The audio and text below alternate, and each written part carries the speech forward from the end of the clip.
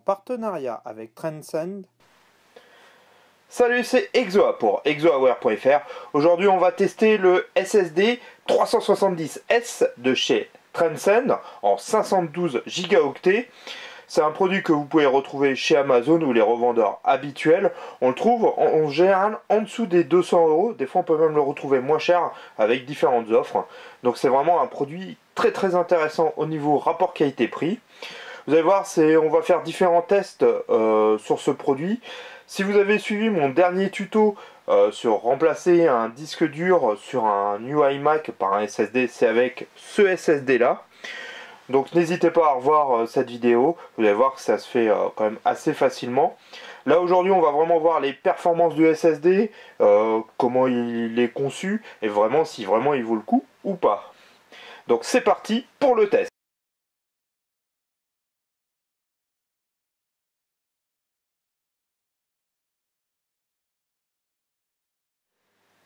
Alors, pour commencer ce test, on va voir vite fait le packaging. Donc on retrouve notre boîte avec la documentation, on retrouve les vis pour fixer le SSD. Par contre, ce qui est sympa, ils nous fournissent un petit bracket pour passer le SSD de 2,5 en 3,5 pouces. Faites attention, ce bracket ne marche pas sur les iMac de 2009, 2010, 2011 en 21,5 ou 27 pouces. Donc faites attention. Par contre, il peut convenir parfaitement pour un ordinateur, une tour traditionnelle. Ils fournissent aussi les vis pour fixer le bracket. Donc ça c'est plutôt pas mal. C'est des petites fonctions qui sont toujours pratiques à avoir. Autrement, au niveau du SSD, qu'est-ce qu'on retrouve? On va retrouver 16 puces de 32 Go de mémoire de type MLC. Hein, c'est la composition à peu près classique en ce moment dans les SSD. On a un contrôleur Transcend, donc un contrôleur de gestion maison. Il a une fonction qui est par contre intéressante qui s'appelle l'Advanced Power Shield qui permet en fait de limiter la corruption en fait des données en cas de coupure électrique. Donc ça c'est une fonction plutôt sympa. Voilà au niveau un peu des caractéristiques techniques, il fonctionne en SATA 3. Donc sur à peu près maintenant toutes les machines modernes, vous n'aurez aucun souci, vous pourrez utiliser pleinement en fait ce SSD. On arrive à avoir en théorie, en lecture 560 mégaoctets par seconde et en écriture 460 mégaoctets par seconde. Et il fait une capacité de 512 gigaoctets. Donc ça c'est plutôt performant. Comme je vous disais, on le retrouve à moins de 200 €. Maintenant un SSD quand même de 512 gigaoctets à moins de 200 €, c'est vraiment un truc de fou. C'est vraiment un investissement que je peux vous conseiller si vous avez un produit avec un disque dur plateau. Vous allez voir pendant les tests sur cet iMac, avant que je change le SSD avec un disque de 1 Tera 5400 tours par ce SSD, on donne vraiment un second souffle et c'est vraiment rien à voir. N'hésitez pas à aller revoir le tuto, je vous l'ai déjà dit, mais d'aller revoir le tuto sur le changement du disque dur sur un new iMac 21.5 de 2012 par ce SSD. C'est vraiment, ça se fait plutôt bien et c'est vraiment quelque chose que je vous conseille. Même si vous avez une autre machine et que vous voulez augmenter les capacités et que vous avez un disque dur, c'est vraiment très performant. Et c'est vraiment une très bonne solution. Et surtout pour moins de 200 €, vous trouvez un SSD qui est quand même performant et qui équivaut, vous allez voir, ce qui peut se faire au niveau de la concurrence. Donc on va passer au test. Je reviens, je vous montre le test sur un disque dur à plateau. Je vous mets bien sûr la vidéo, je l'ai pris avant de faire le remplacement. Et puis le test avec le SSD, vous allez voir la différence. Alors voilà, on est sur l'iMac. On fait le test alors sur un new iMac 21.5 2012, les new iMac. Donc là c'est avec un disque dur de 1 Tera 5400 tours, le disque dur d'origine qui est dedans. On fera le test après avec le SSD 370S de chez Transcend. Donc c'est la même configuration, ça sera sur le même iMac. J'ai juste installé une version de El Capitan qui est la 10.11.1. Ça sera la même version installée sur le SSD avec juste le logiciel Disk Speed Test. J'ai fait aucune mise à jour, c'est vraiment le système tel quel. Donc c'est parti, là je lance le test pour le disque dur. Donc en écriture on est aux alentours des 60-70 mégabits par seconde, ce qui est déjà correct pour ce type de disque dur. Et en lecture je suis à 88, 90 mégabits par seconde. Donc vous allez voir ça va évoluer un tout petit peu. Mais bon c'est à peu près la moyenne qu'on aura. Donc ça reste raisonnable, vous voyez, au niveau performance de lecture et d'écriture avec un disque dur plateau que vous avez d'origine avec l'iMac.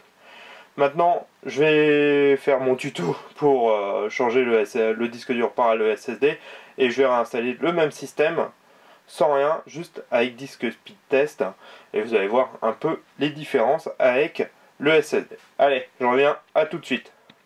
Alors voilà, j'ai installé le SSD, j'ai fait mon tuto derrière, donc il y a quelques heures qui sont passées entre les deux. Donc là, j'ai le SSD qui est installé, j'ai réinstallé exactement la même version d'El Capitaine sans faire la mise à jour, donc on est bien en 10.11.1. J'ai installé DiskSpeed Test, et là on va faire le test avec le SSD 370S de chez Transcend. Et vous allez voir la différence. Donc je vous rappelle, en écriture on était aux alentours des 70 mégabits par seconde, et en lecture on était aux alentours des 90 mégabits par seconde. Donc c'est parti.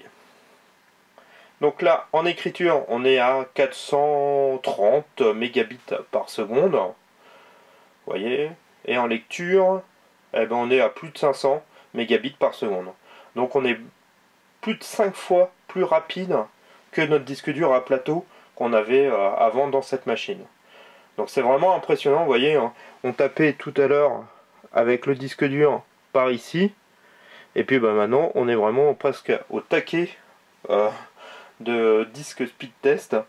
Donc ouais, on était aux alentours de par là pour l'écriture, et là maintenant vraiment on est au taquet en lecture. C'est vraiment impressionnant. Vous voyez vraiment le coup de fouet que ça peut donner à un ordinateur.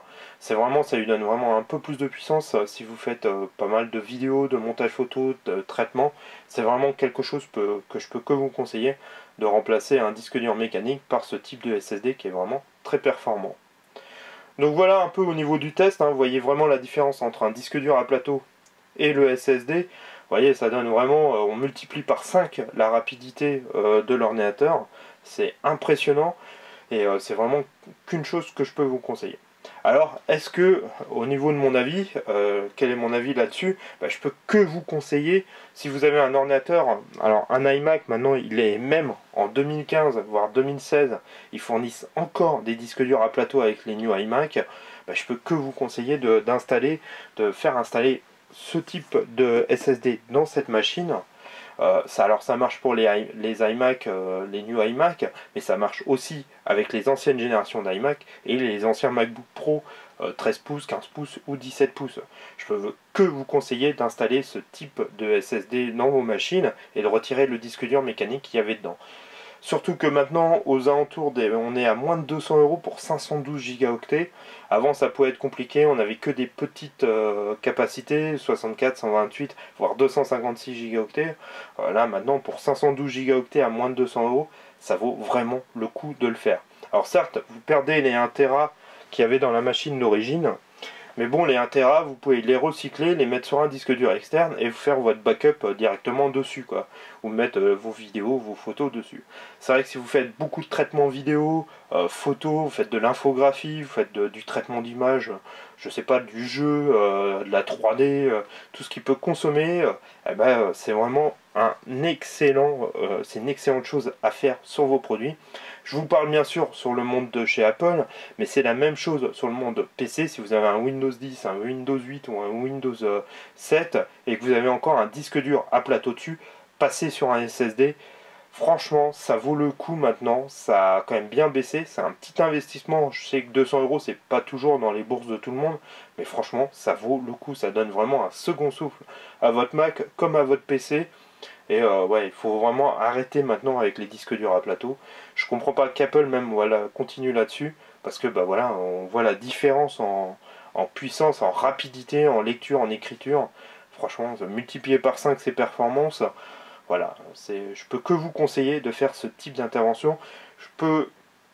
C'est vraiment quelque chose à faire, et les produits de Transcend fonctionnent parfaitement avec les produits Apple. Il n'y a aucun souci, vous voyez, là, j'ai eu aucun problème après le remplacement pour installer mon système ou quoi que ce soit. Ça se fait très très bien. Ils font des disques durs, des SSD. je commence à mélanger les pédales. Ils font des SSD en 2,5, mais ils font aussi des SSD compatibles avec des MacBook Pro. J'ai déjà fait différents tests et tutos sur ça. Donc même si vous avez un MacBook Pro Retina de 2012, 15 pouces, eh ben, vous pouvez aussi installer un SSD dedans ou un MacBook Air. Ils font des SSD compatibles. Alors pas pour toutes les gammes, les derniers modèles ils les ont pas, mais des modèles de 2012 en général, vous trouverez un SSD compatible avec votre ordinateur Apple. Et que même si c'est un modèle Retina ou Air, donc je peux que vous conseiller de passer à ce type de produit.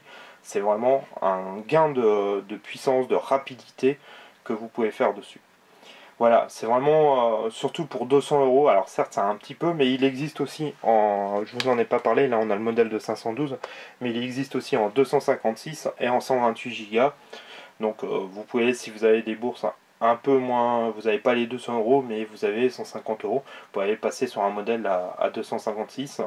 Donc voilà, n'hésitez pas ou à des fois attendre un petit peu puis avoir une offre intéressante. Parce que des fois on le trouve vraiment en moins de 200 euros. Donc faut vraiment en profiter.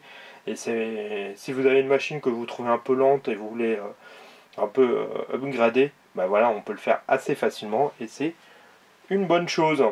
Donc voilà, je voulais vous remercier toujours, vous êtes toujours de plus en plus à me suivre et ça me fait super plaisir.